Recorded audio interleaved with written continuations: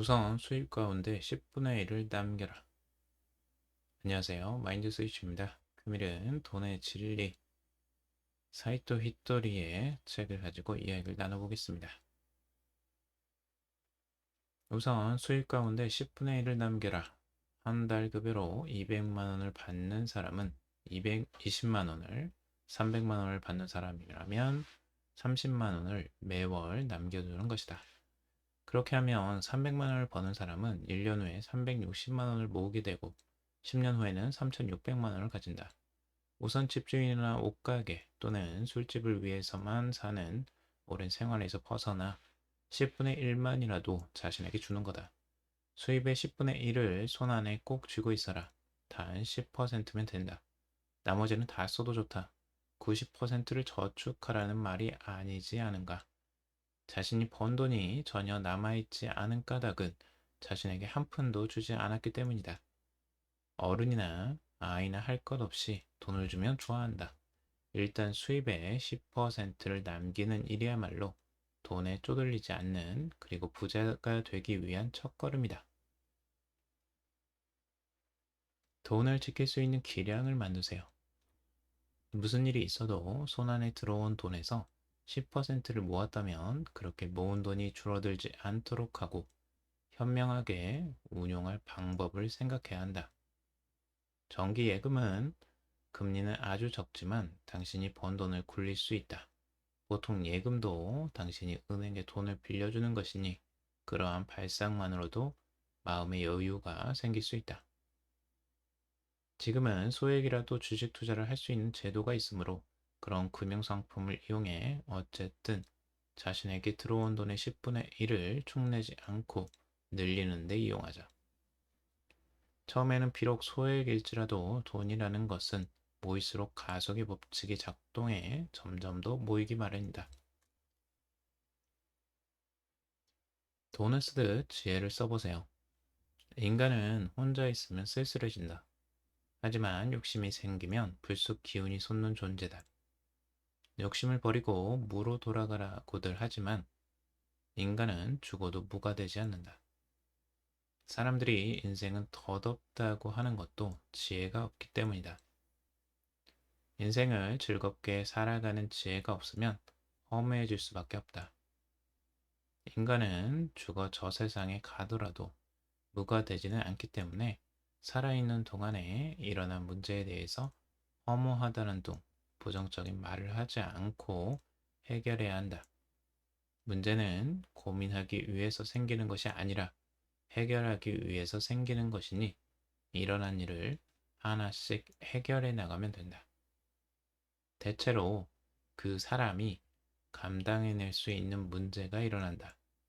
또한 어떤 문제도 당신에게만 일어나지 않는다. 망설여질 때는 돈이 되는 쪽을 선택하세요. 선택할 때 망설여질 때는 결국 돈이 되는 쪽이 옳다. 돈이 된다는 것은 그만큼 요청이 있다는 뜻이며 필요로 하는 사람이 많다는 증거다. 그만큼 사람을 위하는 일이기도 하다. 그러므로 어떤 일을 선택하는데 망설여질 때는 어느 쪽이 자신에게 돈이 되는 것을 따져보면 된다. 돈이 되는지를 기준으로 삼으라고 하면 왠지 돈만 밝히는 듯이 생각될지도 모르지만 전혀 그렇지 않다.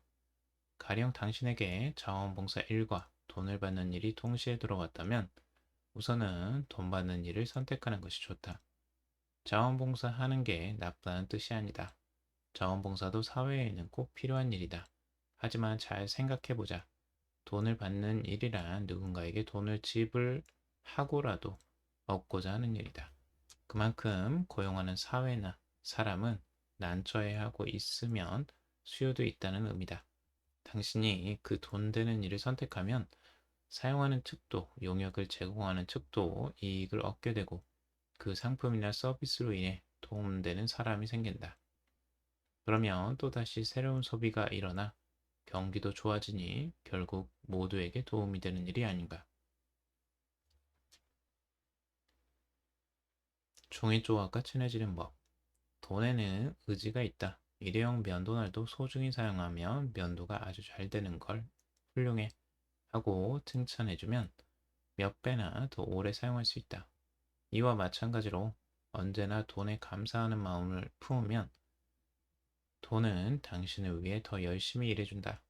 하지만 돈이야 뭐 그저 종이 조각이고 숫자일 뿐인데 의지 같은 게 있을 리 없잖아.